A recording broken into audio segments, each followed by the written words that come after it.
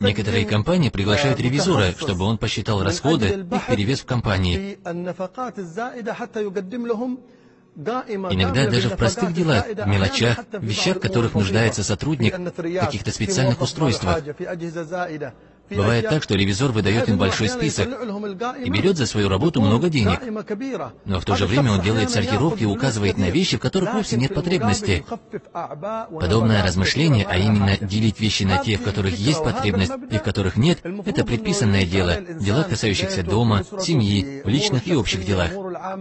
Это является сердцевиной сунны нашего пророка, саллаллаху алейхи вассалям. И более того, это является основой взаимоотношений с тем, кто обладает благами Аллаха. Экономия в расходах – это часть имущества.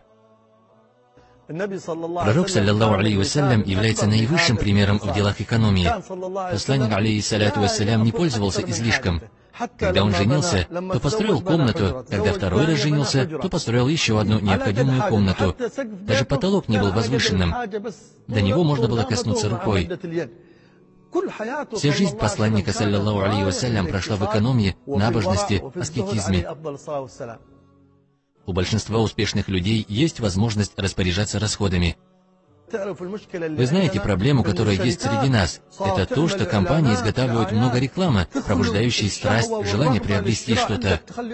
Когда идешь, встречаешь рекламный баннер какого-то сока, на другой улице ты встречаешь другой баннер. По телевизору, в интернете, везде реклама, пробуждающая желание делать покупки сверх необходимого, в то время как в действительности ты в этом не нуждаешься.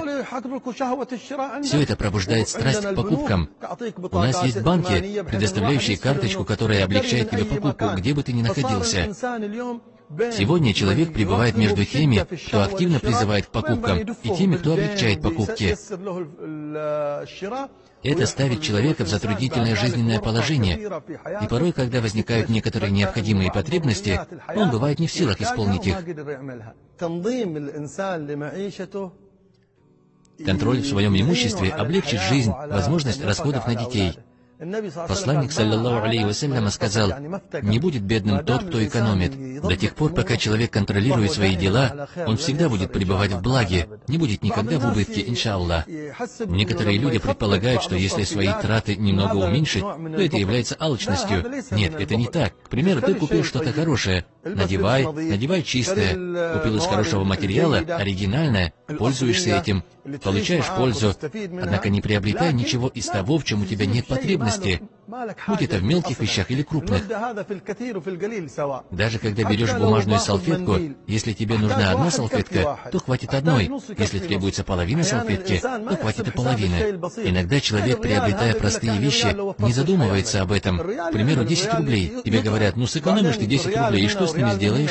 Но если тут сэкономить 10 рублей, там сэкономить, тогда 10-рублевых купюр наберется много, и даже могут составить полноценную сумму. И если каждый день откладывать в копилку, соберется хорошая сумма. Что больше всего поможет человеку быть экономным? Это довольство тем, что дал Аллах.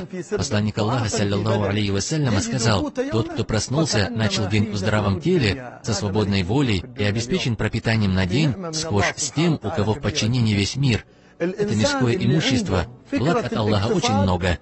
Человек, который размышляет об экономии, о таком человеке посланник Аллаха, саллаллаху алейхи вассалям, сказал, что у него есть понимание экономики. Это речь посланника Аллаха, алейхиссаляту вассалям. То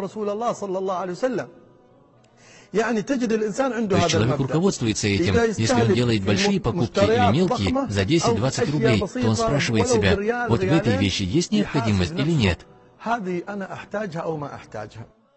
Экономия – это не сбережение денег, это расход имущества с мудростью. Наш Господь одарил нас бесчисленными благами. Он сказал нам: ешьте и пейте, но не будьте расточительны. Аллах не любит расточительных. Расточительство – это описание шайтана. Нам об этом рассказал Всевышний.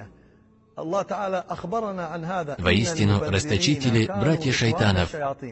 Ты желаешь быть братом шайтана или же любимцем Аллаха? Выбор этого принадлежит тебе. Если будешь экономным, то будешь любимцем Аллаха. Если расточителен, то ты брат шайтанов. Выбор за тобой.